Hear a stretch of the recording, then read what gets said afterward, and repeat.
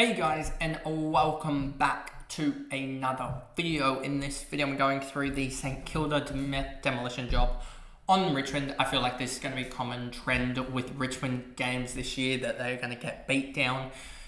And a lot of it, I'm pretty sure the last quarter or so was, I think it was like 40-50 or something, and Richmond just sort of ran out of gas, which is kind of going to be symptomatic this year, I think, of what's going to occur with them. As yeah, they were on, it was 42-34 at halftime, and then they went and kicked 14 goals 9, which is 93 points to 2 goals 7, so that is 12 19, so 93 points to 19 second half.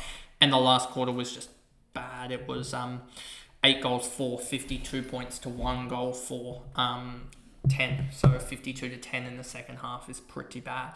In the last quarter, sorry, is pretty bad. But anyway, let's just jump into this. Let's just make this bigger for you guys. That should do it. Yeah, Jack Sinclair. I swear I said on mine that he was really, really good. That I saw something. I don't know whether it was my Twitter or whether it was on the on the 2 trade target videos that I did on the Thursday. Sinclair's run is ridiculous. Only when he gets that half back roll. When he's no CBAs, his run is ridiculous. Let's go to this. I was doing this for the Max Gorn. Let's just go to the CBAs and show you what exactly I mean by that. How many CBAs do you have?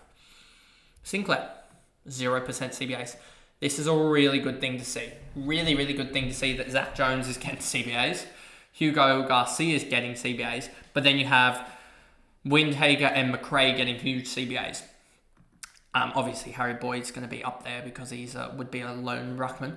But and because Marshall's numbers will always be down because of that one game. But basically, you've got their midfielders just taking up all the midfield time, meaning Sinclair doesn't. And I'll show you again what I mean by this, because it will show up again, I'm pretty sure. If we look at this, 0 CBAs. When he gets 0 CBAs in the last couple of years, where is it? This one. We're just doing flat zero, not even considered into the CBAs. And we'll go here, I think. And we'll go, it's a lot more pronounced in Supercoach than it is in Fantasy, but we'll just show you in terms of Fantasy since 2022. There we go. I think that's it. Is it? Yeah, that'd be it, because 2022 was his big breakout, wasn't it? Yeah. So since 2022, he's had 29 games in fantasy, and well, just in general, where he's had 0 CBAs. He's averaged 107. That is +5 on what he's doing. And if we go to this, if we go to Match Center, we go to stats. We go to 2024. We go to defenders. Sorry, can you get to 2024? Thank you. Defenders, we go to average here. You'll see 107 puts him 5th. Is that? Yeah, 5th. Rather than the 8th. So he'd already jumped to 5th. Sam Flanders isn't going to repeat. He had one game, 89. I don't think he's going to repeat. Nick Martin's not going to repeat. So if you already look at that, he's arguably the 4th best defender. 4th best defender, and you're getting him for about the price. If we look at the stats there, he was already actually going down in price. So you're getting him for, if we look at now, the defenders, all prices, if we look at prices, price point, you were getting him 1, 2, 3, 4, 5, 6. You're getting him about for the 7th or 8th price for the top 4, which is quite good. If we go to averages, you'll see he is now 2nd. Because Harry Sheasel had a poor game, which he'll be back. And so, yeah, he's right up and around that, going to be top of the line type of guy. Whitfield, I think, just had one poor game, and that was about it. But anyway, so, yeah, he is right there, up there. And it's more pronounced in Supercoach, so I just want to show you it in Supercoach as well, just to show you the stats here. If we go to 0 CBA games, there should be 29, as we showed.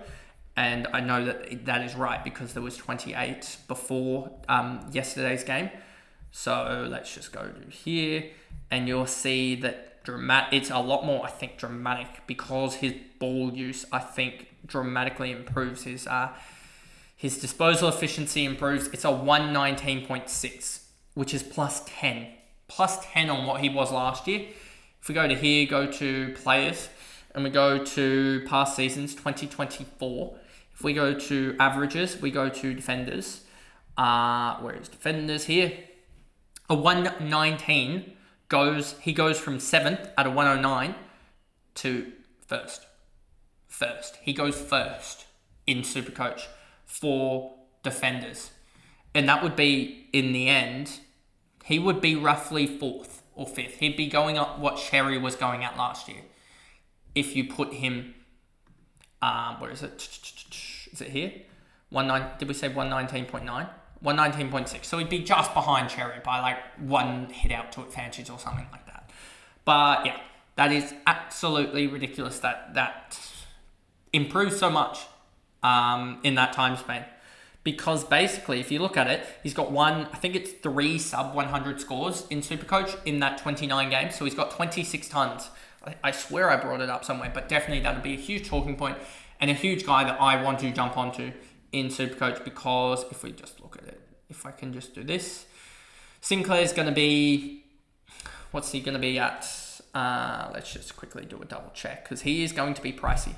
162, he's going to be priced at 623k also, but he's got such a good run here. If we look at Port Adelaide, his last couple of games against Port Adelaide, he's got such a good run. And I know I'm going to spend half the video on buddy Jack Sinclair, but this whole week might be talking about Jack Sinclair. He averages against them, he averages 91.8 against, if we go to, can you order it by, why can't you order it by them?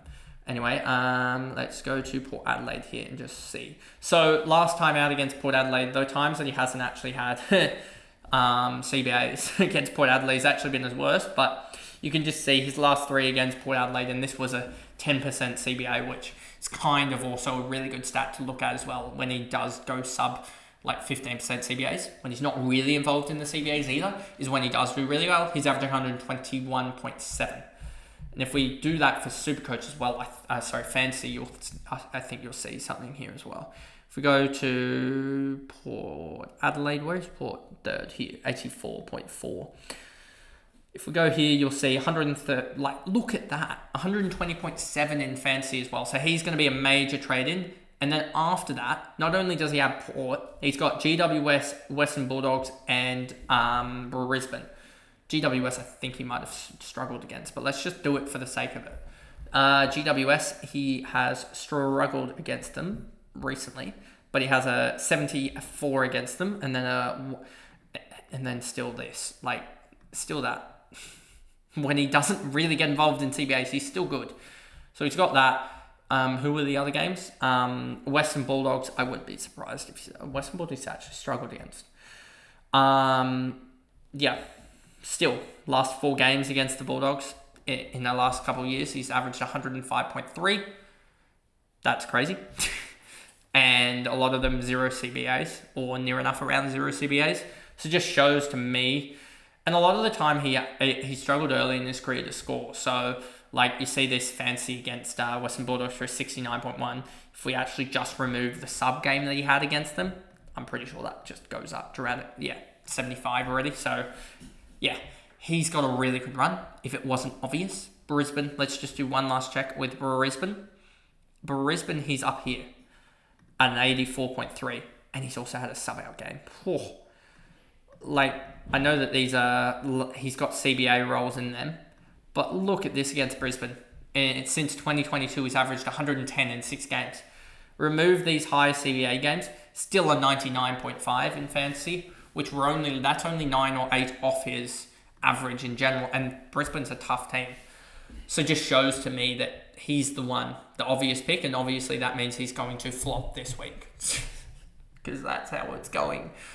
Royal Marshall 123, 117. Yeah, he'll be an easy swap for Gawn, I think, once Gawn's run, because Gawn's run has a really kind run, and then I think it flips, whereas I think with Royal Marshall, he has a tough run, and then it flips back. If we go to season long, and then we go rucks, I think you'll see that is the case. St Kilda, easy run against, then it's actually, That's actually interesting. And where's Melbourne? Melbourne here again has Geelong and then Essendon and then a really kind run. So they kind of go hand in hand with kind runs. Whereas, yeah, you can just see this is a tough run for North Melbourne. So you really want to be getting, the likes of Cherry soon enough if you don't have him like me. But yeah, this run for St Kilda gets pretty easy, and he does have a where's his bye? Round 13. That's a differing bye, so that could be interesting for Rowan Marshall, especially because he does look good in the game that he's had the last couple of games. So definitely a guy I'll be looking at across both platforms. But yeah, we'll see about that. Macrae did his thing. He got tagged to a 113-120 split, which is good. Wangini Malira 112-110. He's always going to be in and around that marker. Hugo Garcia, wish I had held him. I wish he wasn't sub last week because, yeah, that was huge from him. Mason Ward, Max Hall as well, did really well, 89-85. Didn't see this coming from him. Probably just need to give more credit to these sort of guys that have not the best role, but these small forwards that can just pump out a big game like this. Owens, Wilson, Hill, Webster, Burns, Jones, Caminiti, Collard, Sharman. Travalia did really, really well. He'll be a guy in a couple of weeks' time that we maybe trade out of. One of the defenders is going to fail. One of the rookie defenders is going to fail soon. So we're going to probably trade out of them to Travalia soon when he's on his bubble, but that's still a couple of weeks away. Higgins, Wilkie, and then O'Connell got concussed, and Hasty came on for a 28-21 split, so at least he made some cash in fantasy for my sake. Then we get to Richmond. Jaden Short, 101-89. Just annoying that he never really put it together, it feels like. He was looking really, really good in the first half, and then second half just did nothing. So he'll be gone to probably Sinclair, just because, and watch him somehow start to turn it on once I trade him out. McIntosh, Nank, Blight, Ross. No one really matters here. Trainer had a really, really good game, 78-90. So those people that didn't have prior got saved by Trainer. Brown, Campbell, Josiah, and then Layla, 46-45. Don't know why anyone considered even starting him. Just because we knew this was coming in a bad Richmond side. Something Green, no one else here really matters. Caleb Smith needs to just get more game time, to be honest. Him being sub 4 out of the 6 games he's played is shocking, to be honest with you. But anyway, 29-23 split for him. And that right there is the video there going through St Kilda's win over Richmond. A pretty comprehensive 80-point win, 82-point winners in the end. If you guys did enjoy that video, remember to like and subscribe. Turn the notification bell on so you know when I upload. If you are listening on Spotify, give me a follow and a rating over there. And I will catch you guys in the next video, which will be the Hawks winning against GWS. One of the biggest comebacks you'll probably see of the year. They were down 34 points at quarter time, mostly due to that gale of a breeze down in Tasmania. But anyway, I'll see you guys for that video. Bye, guys.